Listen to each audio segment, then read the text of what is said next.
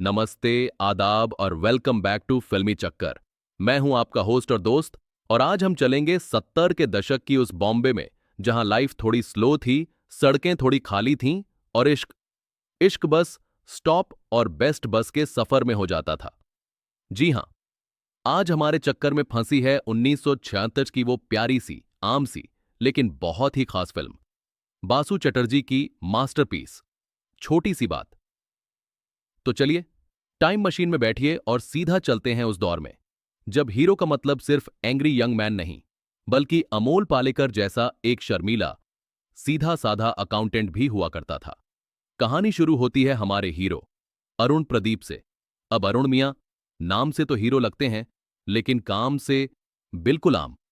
एक ऑफिस में अकाउंटेंट हैं, इतने भोले, इतने सीधे कि उनके नीचे काम करने वाले लोग उनकी सुनते नहीं और बॉस उनसे हमेशा परेशान रहता है। उनकी जिंदगी एकदम कलरलेस है, मगर हर कलरलेस जिंदगी में रंग भरने वाला कोई ना कोई तो होता है ना? अरुण की जिंदगी का रंग है प्रभा नारायण, विद्या सिन्हा, उस दौर की सबसे सिंपल और खूबसूरत एक्ट्रेस। अरुण हर सुबह प्रभा को बस स्टॉप पर देखता है और बस देखता ही रह जाता है। दिल में हजारों बातें हैं, लेकिन जुबान पर एक ताला लगा है। हिम्मत ही नहीं होती कि आगे बढ़कर बात करें। तो अरुण क्या करते हैं? वो उस जमाने के सर्टिफाइड स्टॉकर बन जाते हैं। पर घबराइए नहीं, ये वो क्रीपी वाला स्टॉकिंग नहीं, ये है भोलेपन वाला इश्क। प्रभा आगे आगे, अरुण पीछे पीछे, एक सेफ डिस्टेंस बनाकर वो उनके ऑफिस तक उनका पीछा करते हैं, दूर से उन्हें देखते हैं और ख्याली पुलाव पकाते हैं। सपनों में वो धर्मेंद्र हैं जो हेमा मालिनी यानी प्रभा को अपनी बाहों में उठा रहे हैं। लेकिन जैसे ही सपना टूटता है, सामने होती है आम जिंदगी की सच्चाई। और मजेदार बात यह है कि प्रभा को सब पता है। उसे मालूम है कि यह लड़का रोज उसका पीछा करता है और उसे गुस्सा नहीं, बल्कि मजा आता है। वो अपनी सहेलियों से इसके बारे में बात करती है और मन ही मन इंतजार करती है कि कब यह शर्मीला आशिक अपनी चुप्पी तोड़ेगा। मगर कहानी में ट्विस्ट तो आना ही था, और यह ट्विस्ट आता है एक पीले रंग के स्कूटर पर सवार होकर। एंट्री होती है नागेश शास्त्री की, जिसे प्ले किया है हमारे प्यारे असरानी ने। नागेश प्रभा के ऑफिस में काम करता है और वो अरुण का एकदम ऑपोजिट है। फ्लुएंट इंग्लिश बोलता है, कॉन्फिडेंस से भरा हुआ है, हद से ज्यादा स्मार्ट है और उसके पास है एक स्कूटर। अब जहां अरुण बस की लाइन में धक्के खा रहा है, वहीं नागेश आकर प्रभा को लिफ्ट ऑफर कर देता है। Come on Prabha, I drop you. और बेचारा अरुण बस देखता रह जाता है। नागेश हर मैदान में अरुण पर भारी पड़ता है।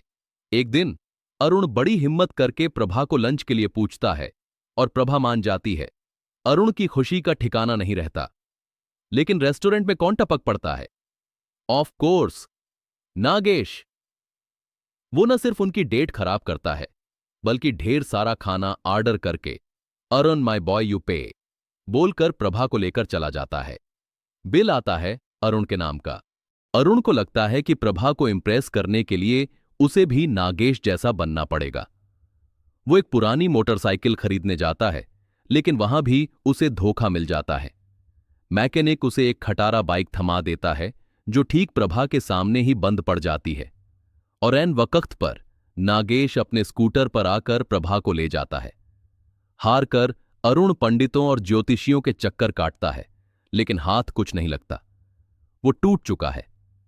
उसे लगता है कि प्रभा उसके हाथ से निकल जाएगी। तभी उसे पता चलता है खंडाला में रहने वाले एक रिटायर्ड कर्नल जूलियस नागेंद्र नाथ विल्फ्रेड सिंह के बारे में, जिसे प्ले किया है द ग्रेट अशोक कुमार ने। कर्नल साहब एक लाइफ कोच हैं जो टूटे हुए दिलों और हारे हुए आशिकों को जीतने का हुनर सिखाते हैं। अरुण आखिरी उम्मीद लेकर ऑफिस से 1 महीने की छुट्टी लेता है और खंडाला पहुंच जाता है। कर्नल सिंह एक अनोखे इंसान हैं। वो अरुण की छोटी सी बात को समझ जाते हैं। वो कहते हैं, तुम्हारी प्रॉब्लम लड़की नहीं, तुम्हारी प्रॉब्लम है लैक ऑफ कॉन्फिडेंस।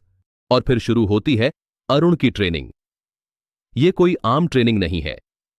कर्नल साहब अरुण को जिंदगी की जंग लड़ना सिखाते हैं। वो उसे टेबल टेनिस खेलना सिखाते हैं ताकि वो अपने दुश्मन के दिमाग को पढ़ सके। वो उसे आत्मविश्वास से चलना, बात करना और आंखों में आंखें डालना सिखाते हैं। वो उसे चाइनीज खाना चॉपस्टिक से खाना सिखाते हैं ताकि वो सोफिस्टिकेटेड लगे। हर छोटी छोटी चीज, हर छोटी सी बात जो एक इंसान को कॉन्फिडेंट बनाती है, कर्नल साहब उसे सिखाते हैं। और इधर बॉम्बे में प्रभा को अरुण की कमी महसूस होने लगती है। इतने दिनों से उसने अपने उस भोले भाले आशिक को नहीं देखा। उसे एहसास होता है कि वो भी अरुण को पसंद करने लगी है। यहां बजता है वो खूबसूरत गाना, न जाने क्यों होता है ये जिंदगी के साथ। 1 महीने बाद अरुण बॉम्बे वापस आता है, लेकिन यह वो पुराना वाला अरुण नहीं है। यह है अरुण 2.0। उसके चलने का अंदाज बदल गया है, उसके बात करने का तरीका बदल गया है, उसके अंदर एक नया कॉन्फिडेंस है। आते ही वो सबसे पहले अपने ऑफिस के स्टाफ को सीधा करता है, फिर उस मोटरसाइकिल मैकेनिक को उसी की भाषा में सबक सिखाता है और अपने पैसे वापस लेता है। और अब बारी है नागेश की। अरुण अब नागेश की हर चाल का जवाब देता है।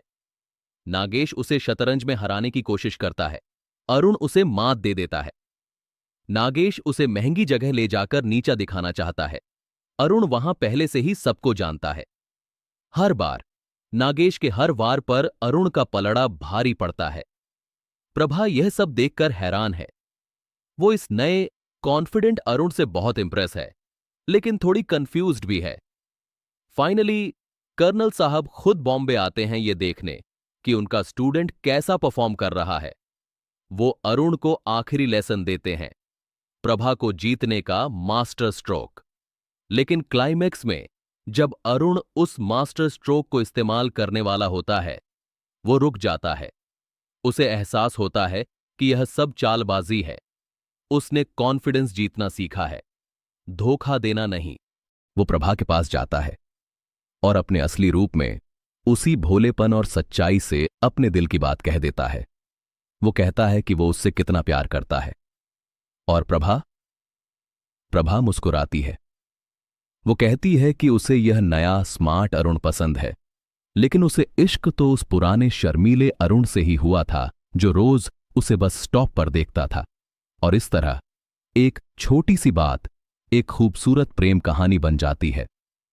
फिल्म का एंड और भी मजेदार है जब हम देखते हैं कि अब नागेश अरुण की जगह ले चुका है और वो कर्नल सिंह से ट्रेनिंग लेने खंडाला जा रहा है।